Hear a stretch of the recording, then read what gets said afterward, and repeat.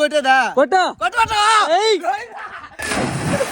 Hi friends, ఎండాకాలం start అయిపోయేసరికి ఈ రోజు మా ఫ్రెండ్స్ మా అన్న వాళ్ళతో కలిసి మా ఊరికి దగ్గరలో విలేజ్ లో ఉండే బావిలో చల్లగా మునుగుదామని అందరం కలిసి బైక్ లో అయితే వచ్చేసాము. ఈ ఎండలకి తట్టుకోలేక మేము వచ్చేసరికి మా ఫ్రెండ్స్ అందరూ ఆల్రెడీ బావిలో మునుగుతూ ఉన్నారు. అందరూ కలిసి ఒకేసారి దూకంటారా అని చెప్తే వాళ్ళు ఒకరికొకరు సంబంధం లేకుండా ఎవరికి ఇష్టం వచ్చినట్టు వాళ్ళు దూకుతున్నారు. ఎందుకంటే బయట ఎండలు అయితే మండిపోతున్నాయి ఫ్రెండ్స్, కానీ ఈ బావిలో దూకంగానే చల్లగా ఉండేసరికి మా వాళ్ళు అయితే ఇష్ట ప్రకారం దూకుతున్నారు. ఫ్రెండ్స్, ఒకవేళ మీకు ఈత కొట్టడం వచ్చుంటే మీరు ఏ వయసులో స్విమ్మింగ్ నేర్చుకున్నారు ఖచ్చితంగా ఈ వీడియో కింద కమెంట్ పెట్టండి. నేనైతే జస్ట్ ఒక 1 year బ్యాకే ఈత నేర్చుకున్నాను. నాకు తెలిసినంత వరకు ఎండాకాలం వచ్చిందంటే చాలు పల్లెటూరులో ఉండే ప్రతి ఒక్కరు ఎండలకి తట్టుకోలేక ఈ బావిలో హ్యాపీగా వచ్చి మునుగుతారు. కానీ అదే సిటీలో ఉండే వాళ్ళు ఇలా ఎంజాయ్ చేయాలనుకుంటే వాళ్ళకి బావిలే ఉండవు. ఒకవేళ వాళ్ళు మునగాలనుకున్నా వాళ్ళు డబ్బులు కట్టి మరీ స్విమ్మింగ్ పూల్ కి వెళ్ళి మునుగుతారు. ఇదంతా కాదు కానీ మా వాళ్ళందరూ ఈ బావిలో చేసిన జిమ్నాస్టిక్స్ అన్ని పెడతాను, వీడియో లాస్ట్ వరకు చూసేయండి.